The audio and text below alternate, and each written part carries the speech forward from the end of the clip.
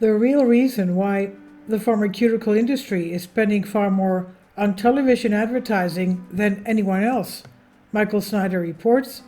If you still believe that television news exists to look out for your best interests, you are hopelessly naive. The big networks are going to protect their customers at all costs, and you are not their customers. You are the product. CNN, NBC, ABC, CBS, and Fox are all trying to get as many of us watching as possible so they can deliver millions upon millions of ad impressions to their true customers. Of course, the biggest customers of all are in the pharmaceutical industry. And according to Adweek, the pharmaceutical industry spent more than $400 million on national television advertising during the month of March alone. In March, prescription pharmaceutical brands spent an estimated $403.4 million on national TV advertising, according to recently released data from iSpot TV, the Real TV measurement company. That's almost twice as much as the second top spending category for the month. Automakers is estimated at $216.1 million, and a 16% increase from prescription pharma's February outlay. Big Pharma is a giant elephant in the room and nobody else is even close. If you keep spending like they did in March, they will have spent nearly $5 billion on national television advertising by the end of this year. $5 billion. The news programming is one of the primary areas where they focus that spending. Examining how RX brands are prioritizing TV ad spend, news programs is a key area.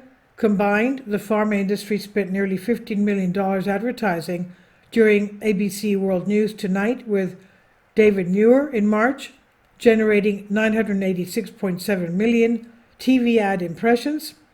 NBC Nightly News with Lester Holt, Good Morning America, CBS Evening News with Nora O'Donnell Today, and CBS Morning News were also the top 10 programs by spend for the industry. If a certain industry is showering you with millions upon millions of dollars, do you think that you will have an incentive not to do any negative stories about that industry? Of course. It's just human nature. Any news executive that does not take special care to protect the network's most important customers is likely not to have a job for long. During the 18 months that stretch from the beginning of 2020 to the middle of 21, the pharmaceutical industry spent more than $2 billion on ads during primetime cable news. Over $2 billion, $2.2 billion, were spent on ads during primetime cable news, 5 p.m. until midnight on CNN, Fox News, and MSNBC, and nightly network news programming on ABC, CBS, and NBC between January 1st, 2020 and June 30th, 2021. Fox News earned the most in advertising, $622 million, and CBS earned the least, $205 million. Please pay special attention to the last sentence. Fox News received more money from Big Pharma during that period than anyone else. So if any Fox News hosts are to be highly critical of the pharmaceutical industry, that would put hundreds of millions of dollars at risk. But that's precisely what Tucker Carlson did last week, did less than a week before he was fired.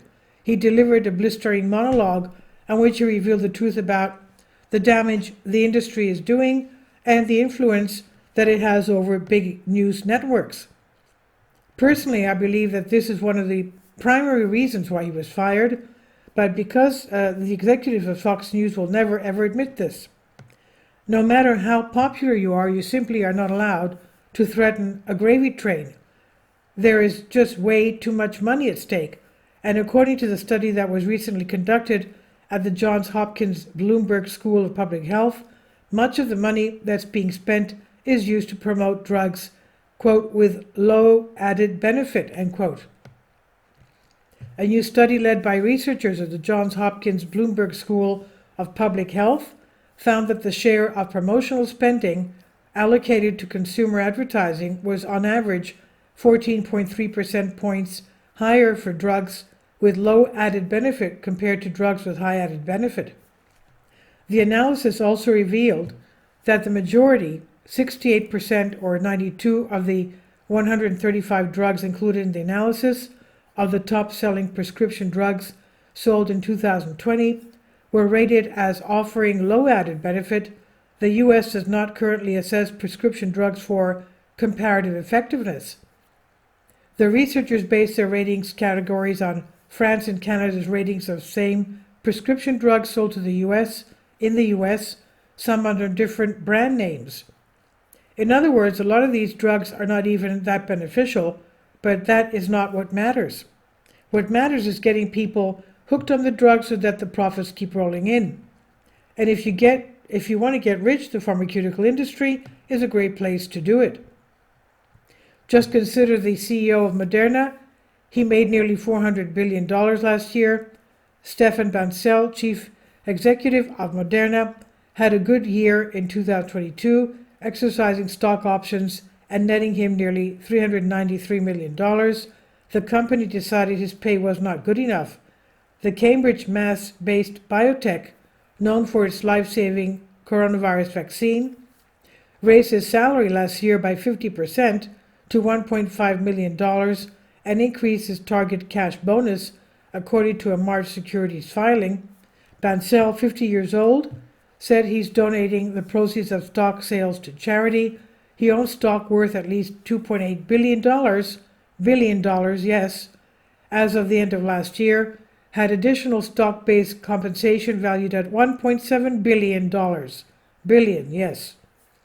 Whether there's products are good or not, the pharmaceutical industry is always going to get favorable coverage from big news networks because that's how the game is played. And our politicians are always going to protect Big Pharma because they desperately want the sweet, sweet campaign donations to keep arriving. So don't expect anything to change anytime soon. We've become a nation that's teeming with corruption from the top to the very bottom, and we're on a collision course with national suicide rates. No house will be able to stand for long if the foundation is rotten to the core. And thanks to the endless greed of those that are in a position of power, our foundation has been rotten to the core for a long time. But aren't we supposed to talk about such things? We are just supposed to pretend everything is fine as they systematically extract billions of dollars out of us, perhaps. This is by Michael Snyder. He says about the author, my name is Michael, and my brand new book entitled End Times is now available on Amazon.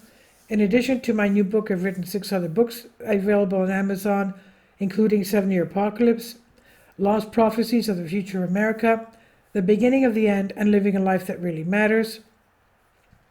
When you purchase any of these books, you help to support the work that I'm doing.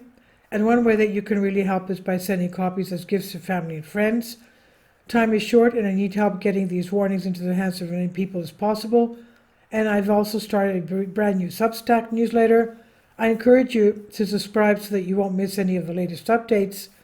I've published thousands of articles on the Economic Collapse blog, End of the American Dream, and the Most Important News. And the articles that I publish on those sites are republished on dozens of other prominent websites all over the globe. I always freely and happily allow you others to republish my articles on their own websites, but I also ask that they include this about the author section with each article. The material contained in this article is for general information purposes only, and readers should consult licensed professionals before making any legal, business, financial, or health decisions. I encourage you to follow me on social media, Facebook and Twitter, and any way that you can share these articles with others is definitely great help. These are such troubled times and people need hope. John 3:16 tells us about the hope that God has given us through Jesus Christ. For God so loved the world that he gave his only begotten Son, that whosoever believeth in him should not perish, but have everlasting life. If you have not already done so, I strongly urge you to invite Jesus Christ to be your Lord and Savior today.